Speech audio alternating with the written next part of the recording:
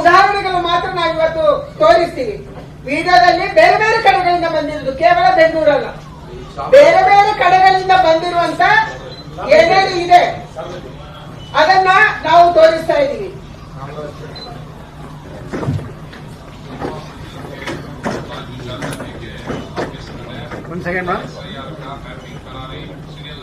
जुमा मस्जिद के पास SR चल रहा है, सब उधर आना आ ರೀತಿ ಹೇಳ್ತಾ ಇದ್ದಾರೆ. जुमा मस्जिद के पास सब आना, उधर हम करेंगे, ये है इसीलिए. ಇವತ್ತು ಶಾದಿ ಮಹಲಲ್ಲಿ, ಕಲ್ಯಾಣ ಮಂಟಪದಲ್ಲಿ, ಮಸೀದಿಗಳಲ್ಲಿ SR ನಡೀತಿದೆಯಲ್ಲ, ಇಷ್ಟೊಂದು ದೊಡ್ಡ ಸಂಖ್ಯೆಯಲ್ಲಿ ಕೂತ್ಕೊಂಡು ನೀವು ಮಾಡ್ತಾ ಇದ್ದೀರಲ್ಲ, ಏನಿದು? ಏನ್ ಮಾಡಕ್ ಹೊರಟಿದ್ದೀರಿ? ಕಾನೂನು ಏನಿದೆ, ನೀವೇನ್ ಮಾಡಕ್ ಹೊರಟಿದ್ದೀರಿ? ಇದು ಎಲ್ಲಿದು?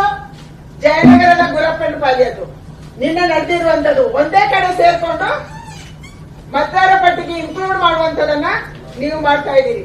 ಎಲ್ಲರೂ ಒಂದ್ ಕಡೆ, BLO ಒಂದ್ ಕಡೆ, BLA ಒಂದ್ ಕಡೆ. ಇದು ನಿಮ್ದು ಕತೆ. ಯಾರ ಸಲುವಾಗಿ? ಕೇವಲ ಅಲ್ಪಸಂಖ್ಯಾತರನ್ನ ಮತದಾರ ಪಟ್ಟಿಗೆ ಸೇರಿಸುವುದಕ್ಕಾಗಿ. ನಿಮ್ಮ ಆದ್ಯತೆ ಯಾರು?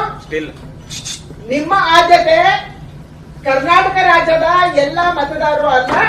ನಿಮ್ಮ ಆದ್ಯತೆ ಇರುವಂತದ್ದು ಕರ್ನಾಟಕ ರಾಜ್ಯದ ಕೇವಲ ಅಲ್ಪಸಂಖ್ಯಾತರು ಯಾರು ಮಸೀದಿಯಲ್ಲಿ ಮತದಾರ ಪಟ್ಟಿಗೆ ಸೇರ್ಪಡೆ ಮಾಡ್ತಾರೆ ಅವ್ರು ಮಾತ್ರ.